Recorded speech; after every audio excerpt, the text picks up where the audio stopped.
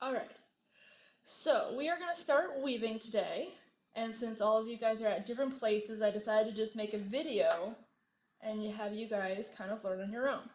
Before we get started weaving, I wanted to check on your looms. Your circle is your loom, and you started with just cutting these about 1/2 inch slots in it.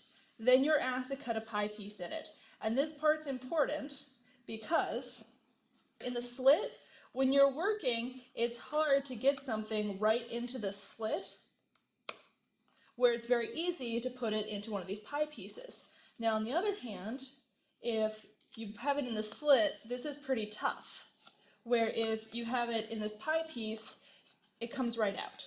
So that's why it's very important that, like this one, you have a little pie piece and then a slit so that you can get it into the pie piece easily and slide it into that slit so that it holds tight for you. So at this point, your loom should look like this one. It should have all the pie pieces with the slits cut. If you cut them like this to begin with, it's not a big deal. You don't have to start over. Just take back your scissors and cut a slit in the back. And then it will be, again, ready to go. The hole in the center, you should be able to put a finger through easily. Then you'll need 4 pieces of yarn, 2 different colors, so that we can make our pattern. To start with, you need to get them all, gather all the ends on one end. So I have 8 strings, 4 of each color. And I'm simply going to wrap them around my fingers, take the tails, and put it through the circle where my fingers were. Make sure you get all the tails. Now I do want this knot to be close to the end. If you didn't get all that, simply rewind the video and replay it. At this point, you can stick the knot through the center.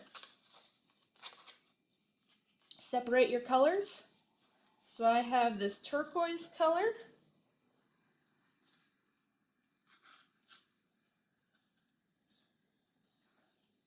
and a cream color.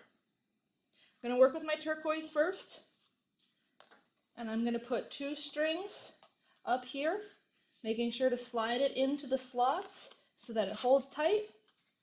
And then I'm going to go on the opposite side of the wheel of the loom and put it on the other side so it makes what looks like an X, up and down, a vertical X. Then I'm going to take my cream color, again, separate them, and I'm going to make a horizontal X.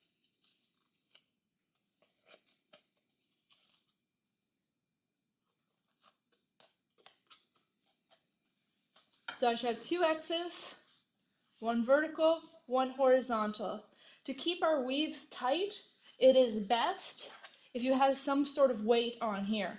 A set of keys works great for that. So if you have a set of keys or something else heavy, feel free to just tie it on to the end so that you have some weight to keep your weave tight.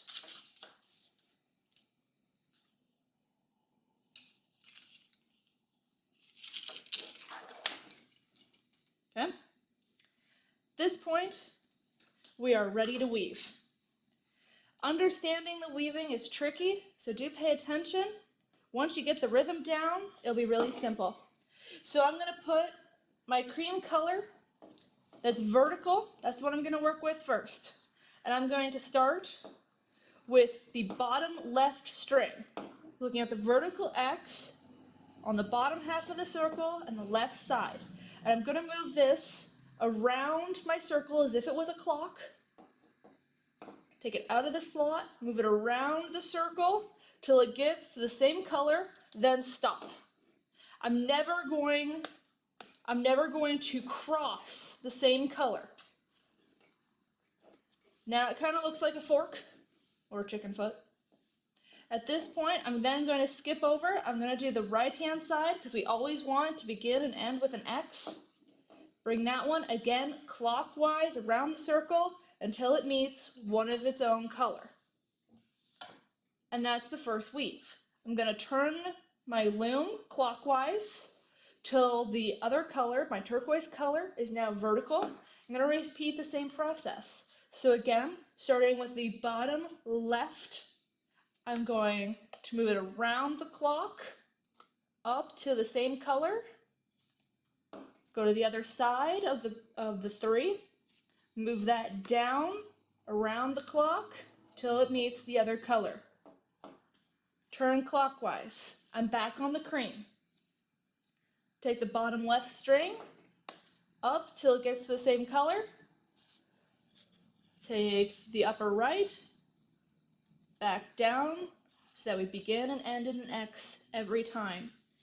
Now, one of the things that is very difficult, if you ever lose track of where you are, if you have to put down the loom for a while, how do you know where to pick up? The easiest thing to do is that if I had to put this down, is to leave it on a set of 3. Because I know that whenever I work with a set of 3, if this was, no matter which way this was turned down, no matter how long I left it for and I forgot what I was doing, I could come back to this a year later and I would know that it should look like a fork, not like this. And then I should take the upper right and move it down. Turn clockwise. Bottom left, up, top right, down. Never crossing the same colors. Now you'll notice I keep pulling the bottom strings out as I'm working. If you don't periodically untangle these, it will get to be quite a mess. So just every now and then as you're working, pull out the string to keep it untangled.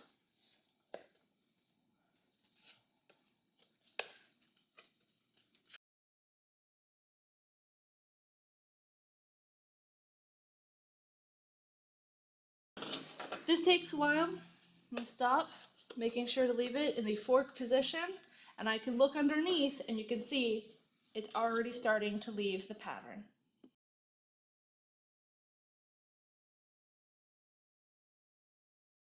And as you can see, this is a nice spiral pattern that's going on. This is what we want. If your rope ends up looking like this, that's fine. Just give it a stretch and it will turn into the proper pattern. Alright, so as you can see, my strings are getting very short. My rope is really long. It's over the 10 inches, so I'm ready to take it off the loom. So to do that, I'm going to hold this side and I'm going to pop off all the strings.